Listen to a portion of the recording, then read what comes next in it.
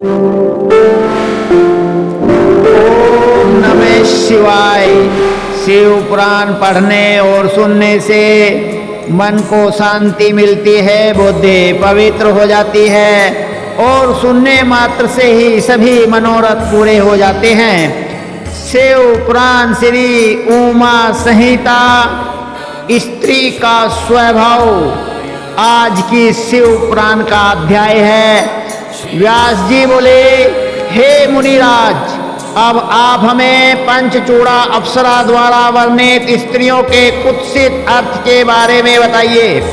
व्यास जी के प्रश्न का उत्तर देते हुए सनत कुमार जी बोले, हे व्यास जी, एक बार देव ऋषि नारद भ्रमण कर रहे थे तो पंचचूड़ा अप्सरा मिली। तब नारद जी ने उससे कहा, सुंदरी, आप मुझे स्त्री स्वभाव के बारे में बताइए। तब पंचचूड़ा ने कहा, हे देव ऋषि, एक स्त्री होते हुए भला मैं स्त्रियों की बुराई कैसे कर सकती हूँ? आप स्त्री स्वभाव को स्वयं जानते ही हैं। नारियों का स्वभाव बड़ा रहस्यमय होता है। कुलीन और पवित्र कही जाने वाली स्त्रियां भी मर्यादा की रेखा को नहीं मानती। वे पापी पुरुषों का सेवन भी कर लेती हैं तथा पापों की जड़ नारी को ही माना जाता है। पुरुष द्वारा थोड़ा सा प्यार जताने पर स्त्रियां उसकी हो जाती हैं। आभूषण और वस्त्रों की चाह रखने वाली स्त्रियां को संगति में पड़कर बिगड़ जाती हैं। चंचल स्त्रियां बड़े बड़े विद्वानों और ऋषि मुनियों को भी मोह माया के झंझट में डालने वाली होती हैं। वे पुरुषों के साथ से कभी भी संतुष्ट नहीं होती। वे पुरुषों को देखते ही पाप की ओर उन्मुख हो जाती हैं। वे रति विलास को ही परम सुख मानती हैं। उन्हें धन वैभव की भी सदैव लालसा रहती है। सब प्रकार के दुर्गुण मिलकर भी स्त्री स्वभाव की समानता नहीं कर सकते। यमराज, मृत्यु, पाताल, बड़वानन, क्षुरधारा, वे सर्व, अग्नि सब मिलकर भी स्त्रियों की बराबरी नहीं कर सकते। वे महादारुण होती हैं। ब्रह्मा जी ने इस जगत को बनाते समय पंच महाभूतों की रचना की, सारे लोकों को रच दिया। अपनी बनाई कृतियों में उन्होंने अनेक गुण भरे, परंतु स्त्रियों को बनाते समय सृष्टिकर्ता ब्रह्मा जी ने उनमें सिर्फ दोष ही दोष भर दिए। इस प्रकार पंचचूड़ा अप्सरा से स्त्रियों के बारे में ऐसे वचन सुनकर नारद जी को स्त्रियों से बैराग हो गया। सनत कुमार जी बोले, हे महामुने, एक बार शिव जी ने देवी पार्वती को काल चक्र के बारे में बताना आरंभ किया।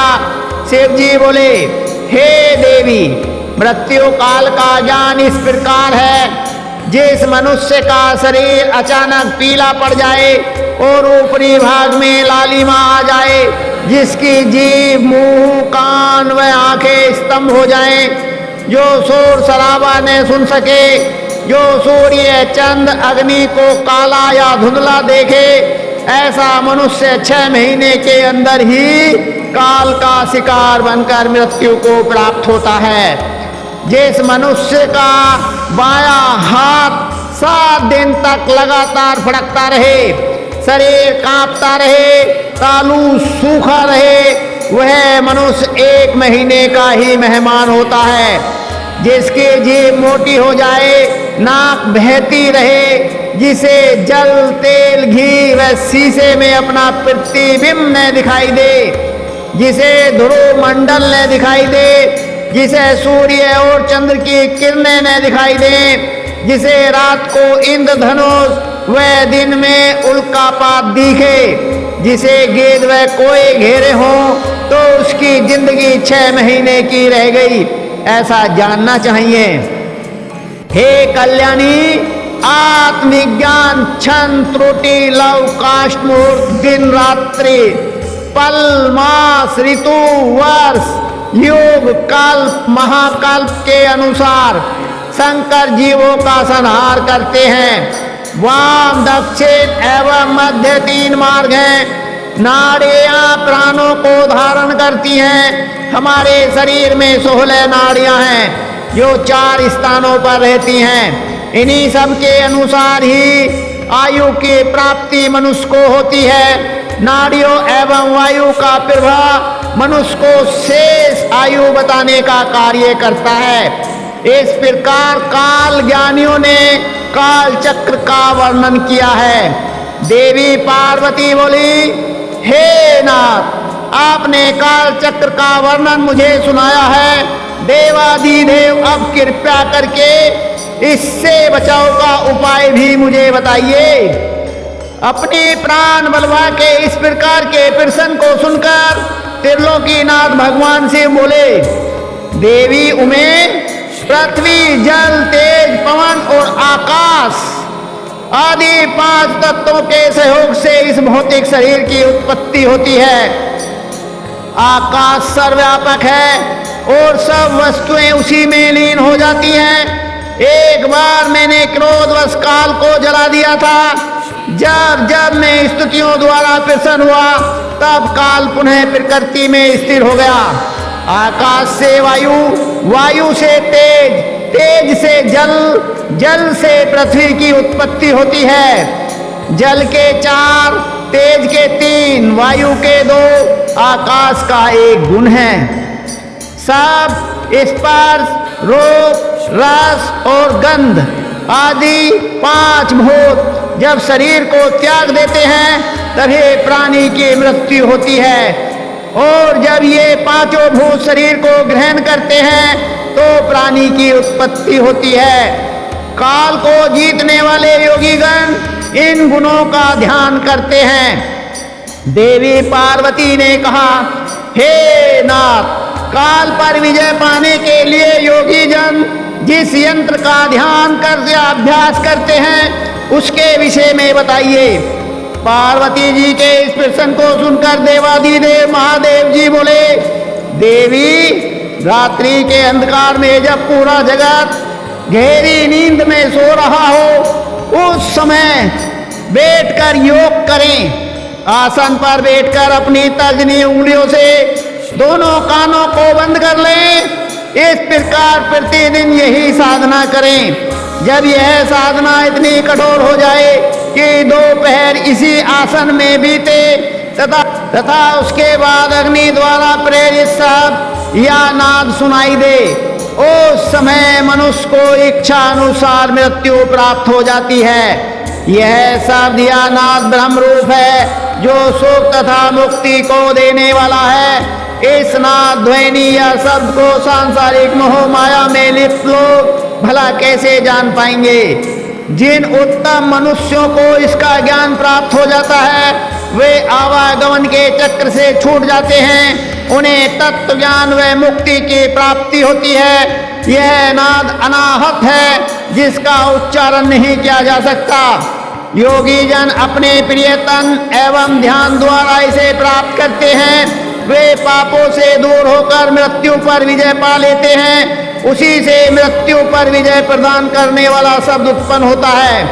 घोष, कास्य, श्रृंग, घंटा, बीना, वंशज, दुदुम्बे, शंखनाद व मेघ गर्जित नामक इन 9 शब्दों का ध्यान करने वाले ज्ञानियों एवं योगी जनों पर कभी कोई विपत्ति नहीं आती। इसी प्रकार एकाग्रचित होकर नियम पूर्वक तुकांग शब्द की स्तुति और ध्यान करने वाले मनुष्य के लिए कुछ भी असाध्य नहीं होता। उसकी हर कामना को सिद्धि होती है और अभीष्ट फल मिलता है। पार्वती जी बोली, हे प्रभु, यदि आप मुझ पर प्रसन्न हैं तो मुझे ये बताइए कि योगी जन वायु के पद को कैसे प्राप्त करते हैं। यह सुनकर महादेव जी बोले, हे कल्याणी, जिस प्रकार दरवाजे की देहरी पर रखा दीपक घर के अंदर और बाहर दोनों ओर प्रकाश करता है, उसी प्रकार हमारे हृदय के भीतर स्थित वायु भी अंदर और बाहर दोनों ओर प्रकाश करती है। ज्ञान, विज्ञान और उत्साह सभी का मूल वायु ही है। इसलिए जिसने वायु पर अपनी विजय प्राप्त कर ली है उसे पूरे जगत पर विजय प्राप्त हो जाती है। जिस प्रकार लोहार मुख से फूंकनी में फूंक वायु भरता हुआ अपने काम में लगा रहता है, उसी प्रकार संत और योगी जन भी अपने अभ्यास में लगे रहते हैं। अभ्यास करते करते जब वे पारंगत हो जाते हैं तो वे आसन से 10 अंगुल ऊपर उठ जाते हैं। प्राणायाम में सिर एवं व्याहतियों के साथ गायत्री मंत्र का जाप करते हुए प्राण वायु को रोका जाता है और अंदर स्थित वायु को नाक के रास्ते बाहर फेंका जाता है। इसे करने से बड़ा उत्तम फल मिलता है। योगी जनों को एकांत स्थान पर जहां सूर्य चंद्र का प्रकाश हो सोना चाहिए। आंखों को अंगुलियों द्वारा बंद करके ध्यान मग्न होने पर योगी जनों को ईश्वर की ज्योति के दर्शन होते हैं। जब योगी जनों को इस प्रकार अंधकार में ईश्वर ज्योति के दर्शन हो जाते हैं तब वह योगी परम सिद्ध हो जाता है। उसे अनेक सिद्धियां प्राप्त हो जाती हैं। वे जीवन मृत्यु के बंधनों से मुक्त हो जाता है और उसे मोक्ष रूपी परम तत्व की प्राप्ति हो जाती है। इस प्रकार ध्यान करने वाले योगियों को तुरीय गति प्राप्त हो जाती है। श्री पार्वती जी शिव से पूछने लगी कि भगवान, आपने मुझे काल और वचन का वर्णन किया है, अब मुझे छाया पुरुष के श्रेष्ठ ज्ञान को बताइए। भगवान से बोले, श्वेत वस्त्र धारण करके धूप दीप प्रज्वलित करके ओम नमः भगवते रुद्राय नामक 12 अक्षरों के मंत्र का जाप करते समय जब मनुष्य को अपनी छाया दिखाई देने लगे तो उसे ब्रह्मा की प्राप्ति होती है। ऐसी ही छाया यदि बिना सिर के दिखाई दे तो 6 महीने में मृत्यु हो जाती है। शुक्ल वर्ण होने पर धर्म वृद्धि होती है, कृष्ण वर्ण पाप, रक्त वर्ण पर बंधन, पीठ पर शत्रु का क्षय होता है। यदि नाक कटी दिखे तो विवाह बंधु मृत्यु भूख का डर होता है। इस प्रकार जब मनुष्य को छाया पुरुष दिखाई दे तो उसे नवाक्षर मंत्र का मन में जाप करना चाहिए। इस प्रकार 1 वर्ष तक इसे जपने से सभी सिद्धियों की प्राप्ति होती है। अब मैं तुम्हें एक गुप्त विद्या के बारे में बताता हूँ। वह विद्या ब्राह्मणों के सिर पर विद्वान होती है। वह विद्या सभी विद्याओं की माता कहलाती है। वेद भी प्रतिदिन इसकी स्तुति करते हैं। इस विद्या को खेचरी नाम से जाना जाता है। यह विद्या अदृश्या, दृश्या, चला, नित्या, व्यक्ता, अव्यक्ता व सनातनी कहलाती है। यह वर्ण रहित, वर्ण सहित बिंदु मालिनी है। इस विद्या का दर्शन करने वाले योगी का जन्म सफल हो जाता है। इसलिए योगी जनों को अपने ज्ञान और विद्याओं का नित्य अभ्यास करना चाहिए और अभ्यास से सभी सिद्धियां सिद्ध होती हैं। सूत जी बोले, हे ऋषिगण, सत और असत्य का परम स्वरूप प्रधान पुरुष परमात्मा ही ब्रह्मा जी के रूप में सृष्टि को उत्पन्न करते हैं। वे ही सृष्टि के रचयिता हैं। विष्णु जी सृष्टि का पालन और शंकर जी इसका संहार करते हैं। ब्रह्मा जी ने जब सृष्टि की रचना के बारे में सोचा तो सबसे पहले जल की उत्पत्ति हुई। जल को नरक पुत्र कहा जाता है और जल में नारायण रहते हैं। ब्रह्मा जी ने स्वयं यज्ञ किया और स्वयंभू कहलाए। जल में सर्वप्रथम एक अंडा हुआ जिसके 2 भाग हिरण्य गर्भ ने किए। अंडे के ये 2 भाग आकाश और पृथ्वी हुए। ब्रह्मा जी ने आधो भाग में 14 भुवन, मध्य भाग में आकाश की रचना की। उन्होंने ही जल के ऊपर पृथ्वी की रचना की। आकाश में 10 दिशाओं की रचना हुई। ब्रह्मा जी ने तत्पश्चात मान, वाणी, कान, क्रोध, रूप और रति की भी रचना की। मरीचि, अत्रि, अंगिरा, पुलस्त्य, पुलह, ऋतु, वशिष्ठ, महामुनि, तेजस्वी ऋषियों के रूप में वे सुप्रसिद्ध हुए। ये सब ऋषि ही सप्तऋषि के नाम से जाने जाते हैं और इनका वर्णन सभी पुराणों में किया गया है। पुराणों और सप्तऋषि रचना के पश्चात यज्ञ सिद्धि के लिए ऋग, यजु, साम और अर्थव वेदों का निर्माण ब्रह्मा जी ने किया। तत्पश्चात उन्होंने देव पूजन किया।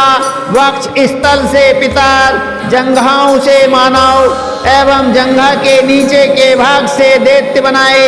इस प्रकार ब्रह्मा जी ने सारी सृष्टि की रचना पूरी की, परंतु उनकी बनाई गई सृष्टि में विकास न होता देखकर ब्रह्मा जी ने प्रकृति और पुरुष को बनाया, जिन्होंने सृष्टि का निर्माण किया। भगवान नर और नारायण द्वारा बनाई गई सृष्टि प्रजा अमेतुन सृष्टि से उत्पन्न हुई।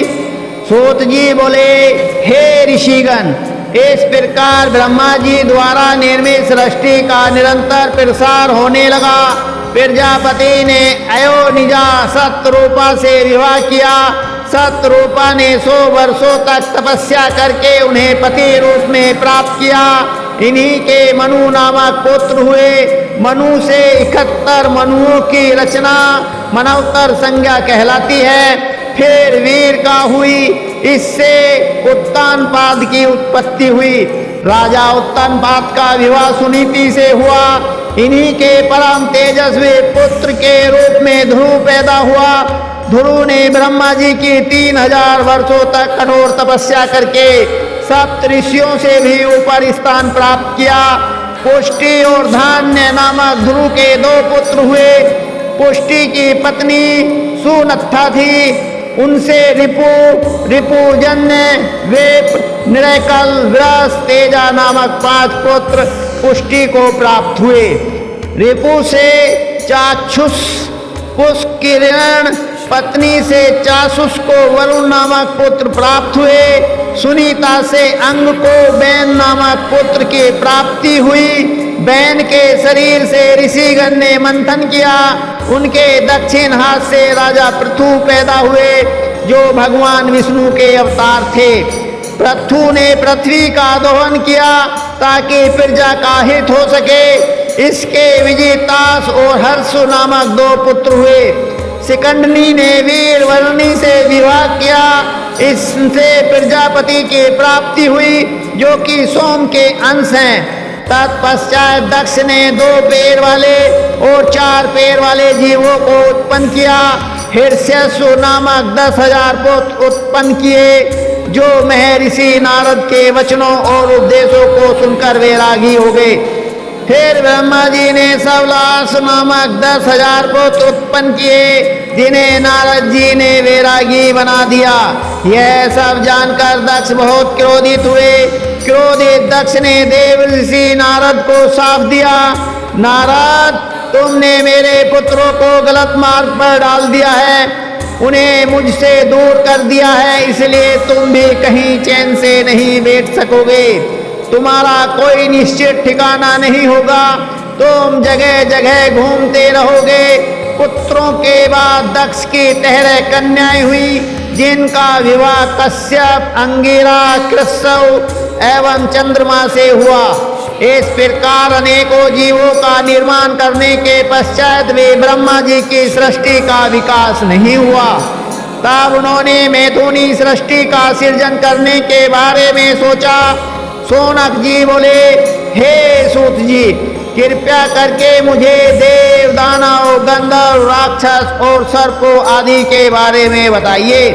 ये सुनकर सूत जी बोले, जब ब्रह्मा जी द्वारा निर्मित सृष्टि का प्रजापति द्वारा विकास नहीं हुआ, तब वीरसा ने अपनी कन्या का विवाह धर्म से कर दिया और मैथुनी सृष्टि का आरंभ हुआ। प्रजापति दक्ष के 5000 पुत्र नारद जी के उपदेश का अनुसरण करते हुए ज्ञान की तलाश में घर छोड़कर चले गए और फिर कभी नहीं लौटे। इसी कारण दुखी दक्ष ने देव ऋषि नारद को शाप दिया था। तत्पश्चात प्रजापति दक्ष ने 58 कन्याएं उत्पन्न की और उनका विवाह कश्यप, चंद्रमा, अरिष्टनेम, कृश्वास, अंगिरा से कर दिया, जिनसे इन्हें विश्व से विश्व देवता, संध्या के साध्य, मरुवती से मरुत्वान, वसु से 8 वसु, भानु से 12 भानु, मूरुत्तज लंबा से घोष, यामी से नाग, वीथी एवं अरुंधति से पृथ्वी उत्पन्न हुए। संकल्प से संकल्प, वसु से ध्रुव, सोमधर, अनिल, अनल, प्रत्युषा, प्रभास, ये 8 पुत्र पैदा हुए। 8वें वसु प्रभा से विश्वकर्मा प्रजापति की उत्पत्ति हुई। वे शिल्प कला में निपुण थे। विश्वकर्मा देवताओं के लिए आभूषण, विमान, घर एवं अनेक वस्तुएं उनकी इच्छा अनुसार बनाया करते थे। इसी कारण विश्वकर्मा देवताओं के शिल्पी कहलाए। रेवत, अज, भीम, भव, उग्र, वाम, व्रस, कपि, अजय, पात, अहेवर्धन, बहुरूप एवं महान, ये 11 रुद्र प्रधान हैं। वैसे तो सहरूपा के अनेकों पुत्र हुए और उनसे पैदा हुए रुद्रों की संख्या करोड़ों में है, परंतु इन्हीं 11 रुद्रों को ही मुख्य माना जाता है। 11 रुद्र संसार के स्वामी भी कहे जाते हैं।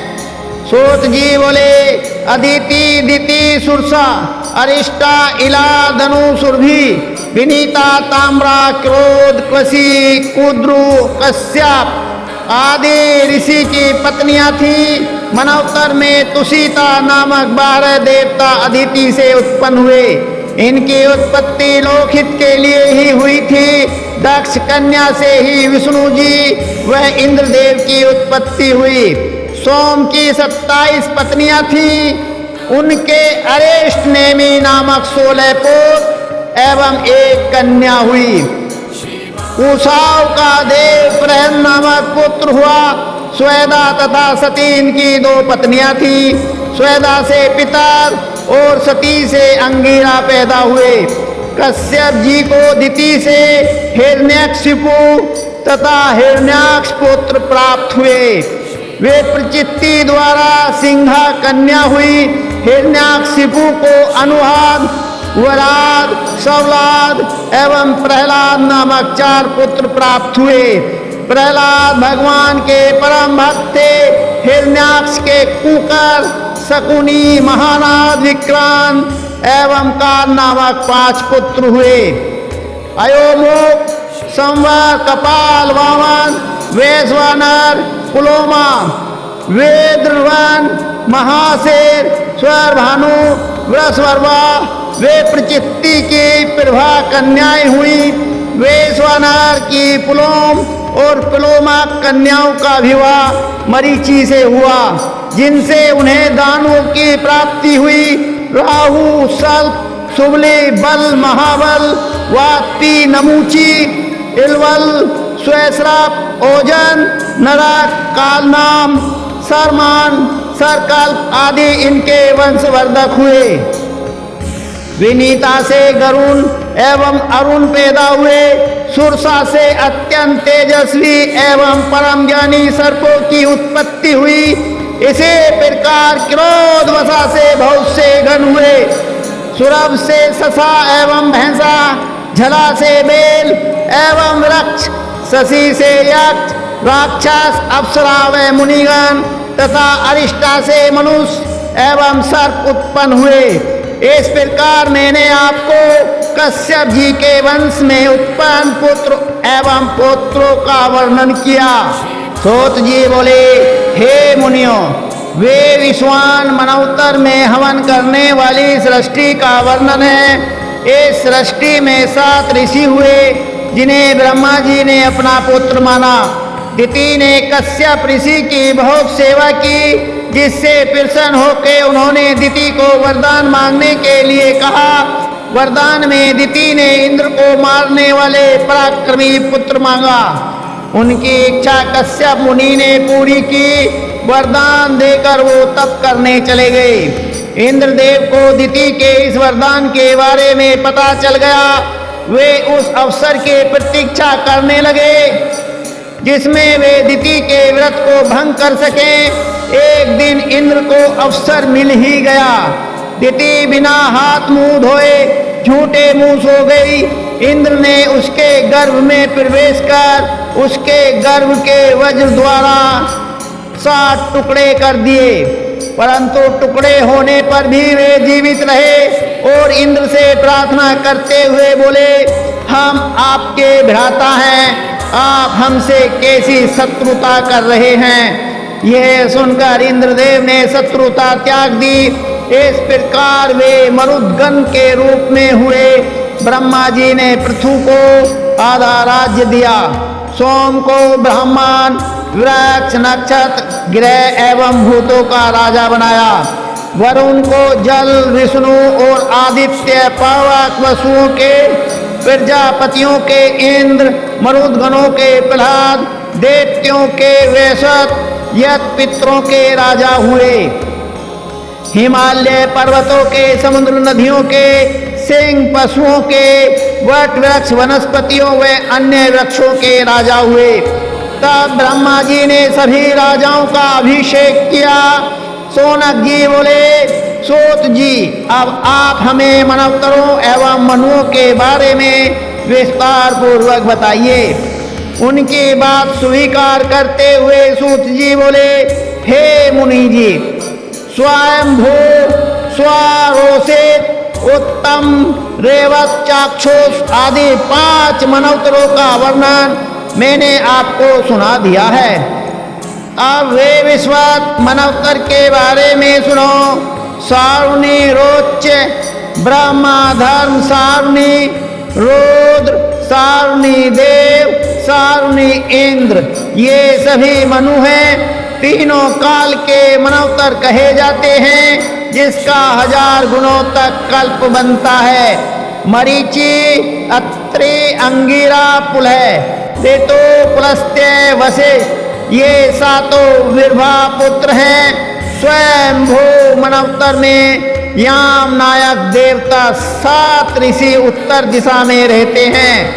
आग्नेद्र, अग्नि, बाहु, मेधातिथि, बस, ज्योतिष्मान, धृतमान, हव्य, पवन, शुभ के 10 स्वयंभू मनुपुत्र हैं। इनमें यज्ञ नामक इंद्र कहे गए हैं। दूसरे मनवतर में अर्ज, इस्तमा, परस्तंभ, ऋषभ, वसुमान, ज्योतिष्मान, धुतिमान एवं 7वें रोचिष्मान 7 ऋषि हैं।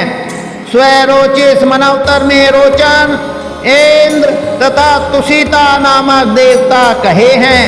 हरि, सुकृति, ज्योति, अयोमूर्ति, अयस्मय, प्रथित, मनोस, नव, सूर्य, महात्मा, स्वरोचिष के पुत्र हैं। तीसरे मनवतर में वशिष्ठ के 7 पुत्र एवं हिरण्यागर्भ के ऊर्जा तेजस्वी पुत्र ऋषि कहलाए। चौथे मनवतर में गार्ग्य, पृथु, गम्या, जन्या, धाता एवं कपिनक आदि 7 ऋषि हैं। त्रेशिक इंद्र हैं। द्युतिपोत, सोत, पश्यताप, शूल, तापन, तपोरित, अकल्यास, धन्वी, खंगी, तामस, मनु 10 पुत्र हैं। 5वें मनवतर में देव बाहु, जय मुनि, वेद शिरा, हिरण्य रमा, पर्जन्य, ऊर्ध्वबाहु एवं सत, नैजातिक 7 ऋषि कहलाए। विभु नाम के इंद्र एवं रेवत मनु कहलाए। छठे मनवतर में रुचि प्रजापति के पुत्र रोच्य मनु, राम, व्यास, अत्रेय, वैशिष्टि, भारद्वाज, अश्वत्थामा, सरद्वान, कृपाचार्य, कोहिक, वंशी, गाल, रूप, कश्यप आदि ऋषि और देवता कहलाए। इसी प्रकार आने वाले मनवतरों में विषाम, नीवा, सुमत, धुतिमान, वसु, सूत, सुरा, विष्णु, राजा, सोमति, सावर्णी, मनुपुत्र होंगे। 9वें मनवतर में मेधातिथि, पुलस, वास्तु, कश्यप, ज्योतिष्मान, भार्गव, अंगिरा तथा समन, वशिष्ठ आदि रोहित मनवतर में होंगे और मनु दक्ष सावर्णी होगा। इस प्रकार जब दूसरा मनवतर आरंभ होगा तब हविष्मान प्रकृति अधोमुक्ति अव्यय पर्यायति भावार अनेना ऋषि होंगे। दिस्मंत नामक देवता होंगे। तृतीय मनवतर में 11वां मनु होगा, उसमें अहिष्मान व पोषमान वशिष्ठ अनय चारु निखर तेजस अग्नि ब्रह्मा जी के व्रत कहलाएंगे। धुति सुताया अंगिरा कोलस कुलह भार्गव 7 ऋषि एवं ब्रह्मा के 5 मानस पुत्र देवता होंगे। इस मनवतर में देवस्पति इंद्र होंगे। 14वां सत्य मनु मनवतर होगा, इसमें आंगेर अतिभ्रा मगध सूक्ति युक्ति अजेत कुलह नामक 7 ऋषि दाक्षुक देवता एवं सुचि इंद्र होगा। 14वें मनवतर में 5 देवता होंगे, तरंग भीरु दुग्ध अनुर्ग अतिमानी प्रवीण विष्णु शंकरदन मनु के पुत्र होंगे। इस प्रकार मैंने आपसे भूत भविष्य काल के पहले कल्प के सभी मनुओं का वर्णन किया है। मनु अपने धर्म और तप के प्रभाव से सहस्त्रों युगों तक प्रजा का पालन करके ब्रह्मलोक को जाते हैं। 14 मनवतर अर्थात 71 युगों तक स्थिर रहकर सृष्टि का पुनः आरंभ होता है। 100,000 वर्ष पूर्ण होने पर एक कल्प पूरा माना जाता है। सूत जी बोले, कश्यप मुनि को दक्ष कन्या से वे शुभान सूर्य के प्राप्ति हुई। सूर्य की संज्ञा त्वष्टि सुरेणुका नामक 3 पत्नियां हुई। संज्ञा और सूर्य की 3 संतानें हुई।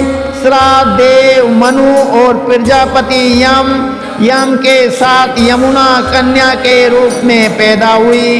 उस समय संज्ञा सूर्य के तेज को सहन नहीं कर सकी।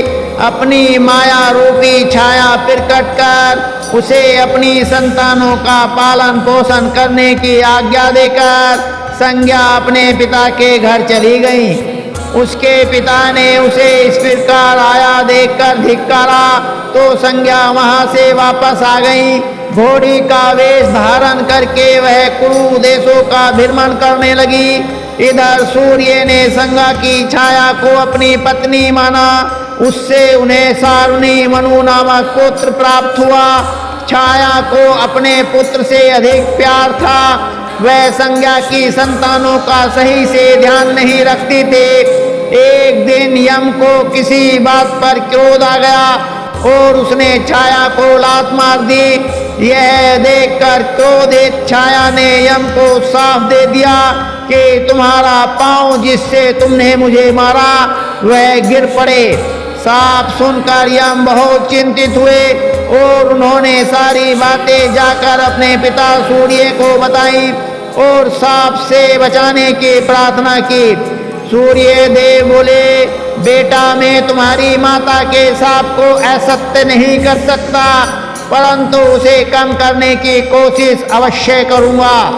सूर्य ने क्रोधित होकर छाया से पूछा, बताओ तुमने यम को साप क्यों दिया? क्या कोई माँ अपने पुत्रों से ऐसा व्यवहार कर सकती है? तुम्हारा सबसे छोटे पुत्र से विशेष स्नेह है, अन्य सभी को तुम सदा डांटती रहती हो, ऐसा क्यों? इस प्रकार क्रोधित सूर्य के वचन सुनकर घबराई हुई छाया ने सारी बातें सच सच बता दी।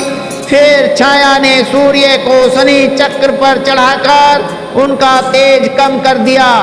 जब सूर्य का रूप सुंदर और शीतल हो गया, उन्होंने योग दृष्टि से अपनी पत्नी संज्ञा के बारे में जानना चाहा।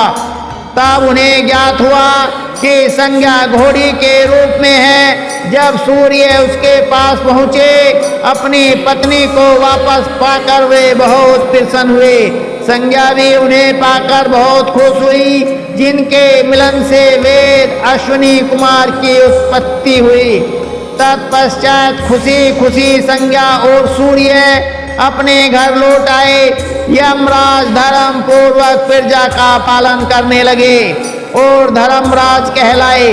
सावर्णी मनु तपस्वी होने के कारण प्रजापति कहलाए और सावर्णी मनवतर में मनु हुए। यमुना सूर्य की सबसे छोटी कन्या यमलोक को पवित्र करके बहती हुई नदी हुई। सूत जी बोले, ऋषिगण वे सुमत मनु के 9 पुत्र इक्ष्वाकु, शिविनी, भाचु, धृष्ट, कार्यायती, निस्तन, पुत्र, प्रियव्रत और निरक्त थे। ये सभी महापराक्रमी वीर और क्षत्रिय धर्म का पालन करने वाले थे। जब मनु की कोई संतान नहीं थी तो उन्होंने पुत्र प्राप्ति हेतु यज्ञ किया। तब वरुण के वंश से इड़ा की उत्पत्ति हुई। वह वरुण के पास गई और उन्हें बताया कि मैं मनु के यज्ञ में आपके वंश से ही पैदा हुई हूँ, बताइए मेरे लिए क्या आज्ञा है। तब वरुण देव ने उसे मनुवंश को बढ़ाने की आज्ञा प्रदान की। तब ईड़ा मनु के घर की ओर जा रही थी तो रास्ते में बुद्धि से उसका मिलन हुआ और उनसे उसे पुरूरवा नामक पुत्र की प्राप्ति हुई, जिस पर उर्वशी नामक अप्सरा मोहित हो गई थी। तत्पश्चात भगवान शिव की कृपा से पुरुषत्व प्राप्त कर सुदुम्न ने परम धर्मात्मा उत्कल, गय और विनाशतु नामक पुत्रों को पैदा किया। उत्कल ब्राह्मण होकर वह कल देश में निवास करने लगा। वेंतासु पश्चिम देश में ब्राह्मण हुआ। अनाति पुत्र रैन्य रैभव नाम से जग प्रसिद्ध हुआ। उसका निवास कुश स्थली में हुआ था। उनके 100 पुत्र एवं कुदुम्बी सबसे श्रेष्ठ कन्या हुई। इसकी कन्या के रूप में सुंदरी रेवती पैदा हुई। रेवती के बड़े होने पर कुदुम्बी को उसके विवाह की चिंता हुई। उन्होंने ब्रह्मा जी से रेवती के वर के बारे में जानना चाहा। तब ब्रह्मा जी बोले, हे कुदुम्बी, 28वें द्वापर में भगवान श्री कृष्ण अपने कुटुंबियों सहित द्वारिकापुरी में निवास करेंगे। वहां उनके भाई और वसुदेव जी के पुत्र बलदेव से पुत्र रेवती का विवाह करना। वही रेवती के लिए सर्वथा योग्य वर हैं। ब्रह्मा जी के कथना अनुसार कुदुम्बी ने रेवती का विवाह बलदेव जी से किया। स्वयं वे सुमेरु पर्वत पर जाकर तपस्या करने लगे। बलदेव के 100 पुत्र हुए। श्री कृष्ण जी को भी अनेकों पुत्रों की प्राप्ति हुई। वे सभी सारी दिशाओं में जाकर अनेक स्थानों पर बस गए। सूत जी बोले, मनु के पुत्र वृषभहन वशिष्ठ जी के आश्रम में रहने लगे। उन्होंने उन्हें गोरक्षा के काम में लगा दिया। एक रात बाघ ने गौशाला पर आक्रमण कर दिया। गायों की रक्षा के लिए वृषभहन तलवार लेकर गौशाला में चले गए और अंधेरे के कारण उनके वार से गाय कट गई और बाघ भाग गया। सुबह तब उसने गाय को मरा देखा तो सारी बातें गुरु जी को बताई। यह सब जानकर वशिष्ठ जी ने उसे शूद्र होने का श्राप दे दिया। तब दुख और शोक में डूबे वृषभहन ने अपने शरीर को जला दिया। सूत जी बोले, ऋषिगण, मनु जी की नाक से इक्ष्वाकु पैदा हुआ था और उसकी 100 संतानें हुई, जिनमें सबसे बड़ा विगुक्षी अयोध्या का राजा बना। उसने एक दिन वन में सस को खा लिया। उसी दिन से वह सहसाद नाम से प्रसिद्ध हुआ। अयोध्या के पुत्र का नाम कुकुत स्था था। अरि नाम उसका पुत्र हुआ। इसी प्रकार अरि नाम के पृथु, पृथु के विश्वराट, विश्वराट के प्रजापति इंद्र, उनके युवनाश, युवनाश के कुनाश, इंद्र के पुत्र युवनाश द्वारा प्रजापति श्राव हुए। उन्होंने श्रावस्ती पुरी बसाई। कुलवास के 100 पुत्र हुए थे। उन्होंने अपना राज्य पुत्रों को सौंप दिया और स्वयं वन को चले गए। मार्ग में उन्हें उतंग मुनि मिले। मुनि बोले, राजन, मेरे आश्रम के पास ही धुंध नामक दानव रहता है।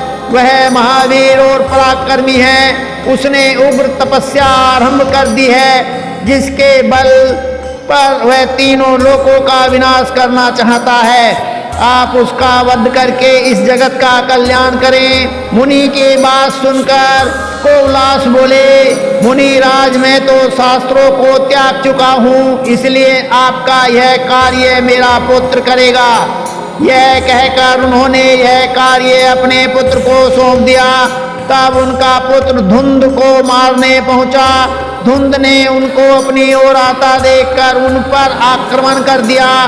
तब कोवलास पुत्र ने बहादुरी से युद्ध कर धुंध का वध कर दिया। उतंग ऋषि ने उसे अपराजित रहने एवं अक्षय धन प्राप्ति का वर प्रदान किया। उनके पुत्रों में दृढ़ाष्का, हास्व, हर्यष्का, निकुंभ एवं गृहताश, कुशाव एवं हेमवती कन्या उत्पन्न हुई। उसके प्रेसेंजित नामक पुत्र हुआ। प्रेसेंजित ने अपनी पत्नी को साफ दे दिया था कि जिसके अनुसार वह बहुधा नाम की नदी बनी। पुरुकुत्स का पुत्र जज्यारुणी मणि, वह सत्यव्रत उसका पुत्र हुआ। कुत्स का पुत्र जयारुमणि और सत्यव्रत उसका पुत्र हुआ। उसे अधर्मी समझकर उसके पिता ने उसे त्याग दिया। तब वह चांडालों के साथ रहने लगा। इसी अधर्मी के कारण इंद्र ने 12 वर्षों तक वर्षा नहीं की।